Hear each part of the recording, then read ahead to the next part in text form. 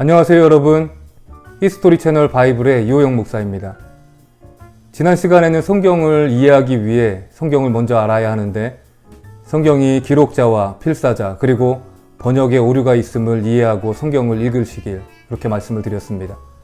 이번 시간에는 성경의 이해를 돕기 위한 몇 가지 중 하나를 말씀드리려고 합니다. 성경을 이해하기 위해 우리가 알아야 하는 것은 성경의 역사와 문화, 지리, 그리고 기후 등에 대해서 알아야 한다고 말씀을 드렸는데요. 성경은 우리 시대의 언어와 우리 시대의 사고에 맞추어 기록이 된 책이 아닙니다. 성경의 1차 수신자들은 성경이 기록된 그 시대의 이스라엘 백성들이나 교회 성도들이었기에 그들의 눈높이와 그들의 문화에 맞추어 기록된 문서입니다. 그렇기 때문에 우리에게 생소하고 어렵게 다가올 수밖에 없다는 것이죠. 그래서 성경을 이해하기 위해서 우리는 그 시대의 역사와 문화, 지리, 기후들에 대해서 선 이해가 있어야만 하죠. 이 중 오늘은 역사에 대해서 말씀을 드리겠습니다. 성경은 그 시대의 역사를 기본적으로 알던 사람들을 위해 기록된 책이기에 특별히 역사적인 사건이나 인물에 대해서 우리에게 친절하게 설명을 해주지는 않습니다. 나중에 살펴보겠지만 성경은 말라기를 끝으로 구약이 끝이 나고요. 바로 그 다음 장을 넘기면 신약의 시작인 마태복음이 시작이 됩니다. 말라기 4장과 마태복음 1장 사이에는 400년의 역사가 존재함에도 우리는 이것에 대해서 잘 알지도 못하고요. 별로 관심도 없습니다. 그러나 예수님의 탄생 배경과 헤롯이 다스리던 이스라엘, 그리고 구약에서는 찾아볼 수 없었던 바리새인들과 사두개인들의 등장 등을 이해하기 위해서 말라기와 마태복음 사이에서 일어난 사건들을 이해해야 하는데요. 그렇지 못할 때 우리의 머릿속은 또 조각난 지식의 파편들이 엉켜있게 되죠. 이 역사는 세계사 속에 존재하고요. 이 세계의 역사를 이해할 때 우리는 신약에서 나타나는 생소한 단어들을 이해할 수 있습니다. 마태는 예수님이 태어날 당시 이스라엘을 헤롯 왕이 다스리고 있었다, 그렇게 기록을 하고 있습니다. 문제는 이 헤롯이 유대인이 아닌 이두메 사람이라는 데 있습니다. 사울 왕이 이스라엘의 첫 왕이 된 이후 시드기야 왕까지 북이스라엘과 남유다는 유대인들 중에서 왕이 탄생하였죠. 그러나 신구약 중간 시대에 도대체 무슨 일이 있었는지 유대인의 왕의 이두메 사람, 구약 시대의 에서의 후손인 에돔 사람이 이스라엘의 왕이 되어서 유대인을 다스리기 시작했다는 것이죠. 이러한 배경을 알기 위해 성경의 역사와 더불어 우리는 세계사를 알아야 합니다. 간략하게 말씀을 드린다면 기원전 2세기에 이스라엘은 헬라 제국 중 셀류쿠스 왕조가 다스리던 시대였습니다. 이때 안티오쿠스 에피파네스라는 왕이 예루살렘을 다스리면서 예루살렘 성전을 더럽혔는데요. 이방신에게 제사를 드리고 그리고 제사장들과 유대인들을 학살하는 그런 만행들이 그 안에서 일어났습니다. 이에 붕괴한 제사장 마따디아의 5 아들이 혁명을 일으키는데 이 혁명을 마카비 혁명이라 부릅니다. 이들의 혁명은 BC 164년 성전을 회복시키고 정화시킴으로 성공을 하게 되는데요. 이 혁명을 기념하여서 이스라엘은 지금도 하누카라 부르는 수전절을 절기로 지키고 있습니다. 이후 100여 년을 마카비 왕조가 이스라엘을 다스리는 시대가 열리게 되는데요. 이 마카비 왕조를 다윗 왕조를 잇는 메시아 왕국이라 이렇게 부르며 이스라엘은 메시아의 도래를 더욱 열망하게 되었습니다. 이 왕조의 계보를 보면 이런데요. 초대 왕이었던 시몬과 2대 왕 힐카노스 1세, 3대 왕은 아리스토블루스 1세, 4대 왕은 알렉산더 얀네우스, 5대 왕은 알렉산드라, 그리고 6대의 힐카노스 2세와 아리스토블루스 2세가 서로 왕위를 가지고 내전을 벌이다가 결국 로마의 폼페이우스에 의해서 멸망을 당합니다. 그런데 이런 마카비 왕조의 역사에 새롭게 등장한 인물이 있었는데요. 바로 헤롯이라는 인물입니다. 헤롯은 에돔 출신이라 말씀을 드렸습니다. 이스라엘의 지도를 살펴보면 원래 구약시대의 에돔은 사해의 동남쪽에 거주하던 민족이었습니다. 그러나 남유다가 바벨론에 의해서 멸망을 당하면서 자연스럽게 남유다 땅에 에돔인들이 정착을 하게 되었고요. 마카비 왕조가 다스리던 시대까지 계속해서 그곳에 거주를 하였습니다. 우리가 잘 아는 헤롯 대왕의 할아버지인 헤롯 안티파터 1세는 힐카누스 1세 왕시대에 에돔 총독이 된 사람입니다. 그리고 그 아들 안티파터 2세가 로마의 장군 폼페이우스를 도와 이스라엘을 식민지로 삼는 데 많은 도움을 주었기 때문에 그가 유대 총독이 되었습니다.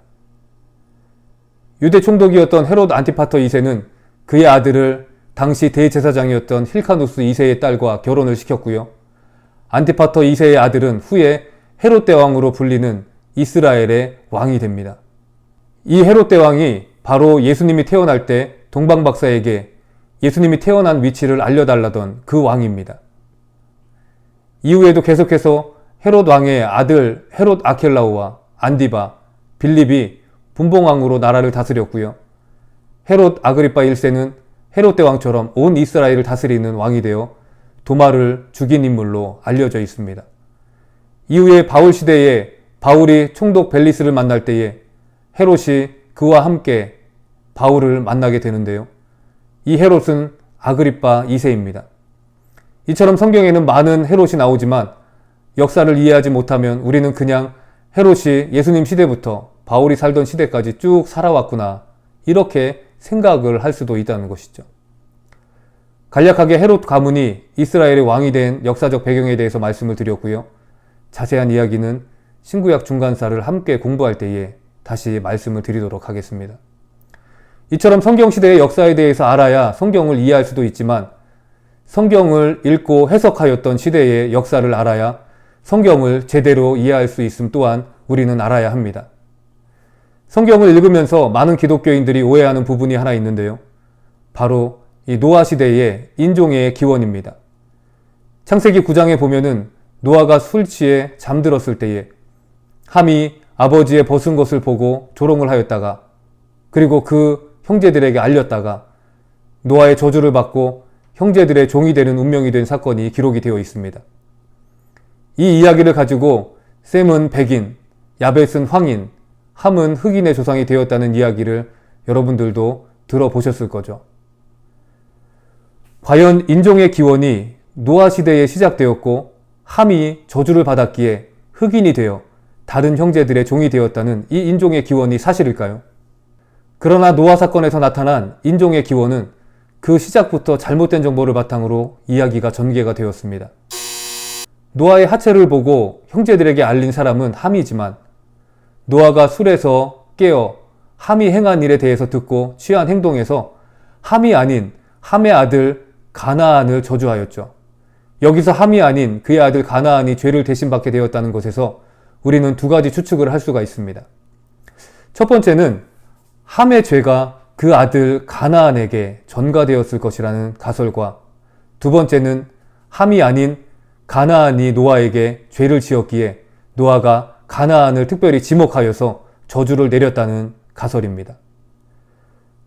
첫 번째 가설에서의 문제점은 함의 저주가 가나안에게 내려졌다면 다른 두 아들인 셈과 야벳을 축복할 때도 노아는 그들을 축복한 것이 아니라 다른 그들의 아들들에게 축복을 해주어야만 했다는 것이죠.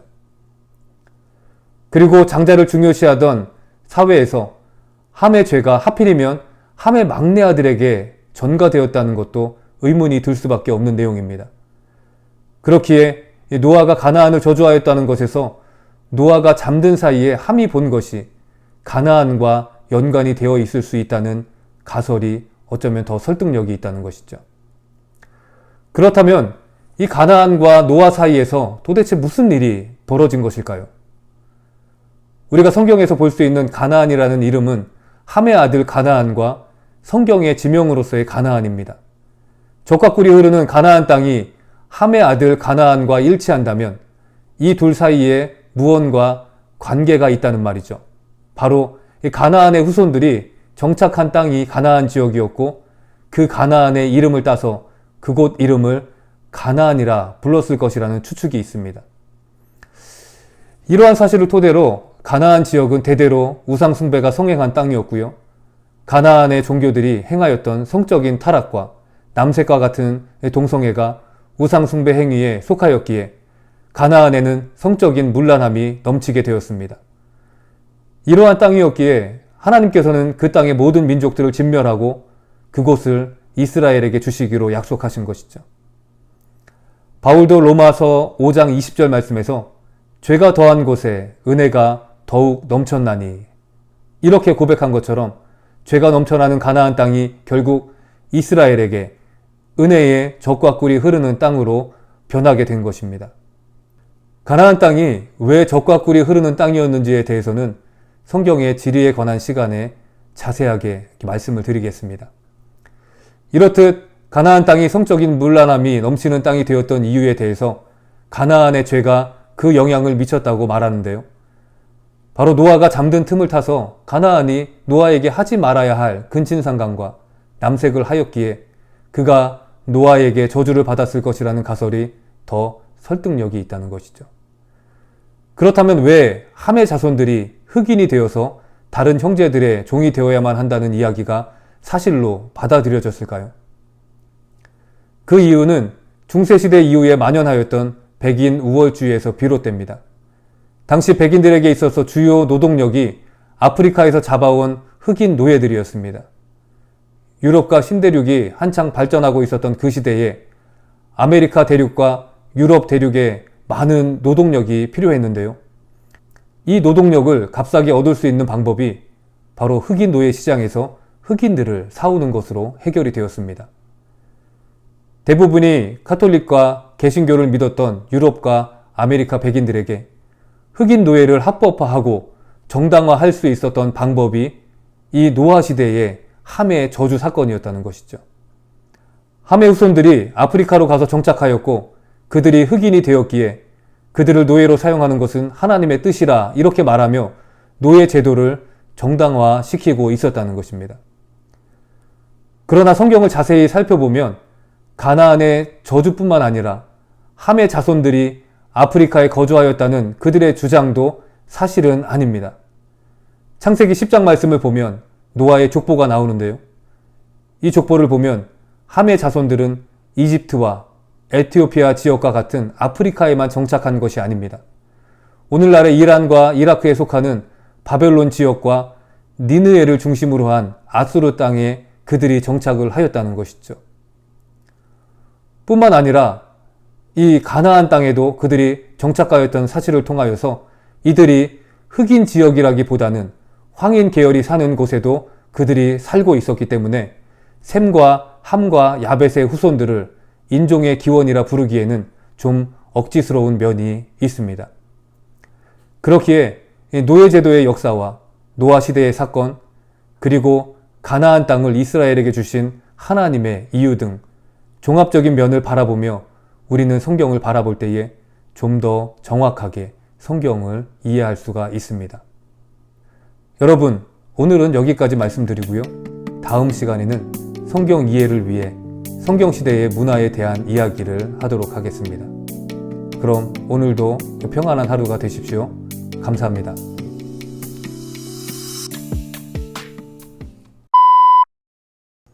이때 안티오쿠스 빌립이 분봉왕으로 나라를 다스렸고요. 이야기가 전개가 되었습니다. 젖과 꿀이 흐르는 땅이 흑인 노예 시장에서 노예는 성경을 오늘은 여기까지 다시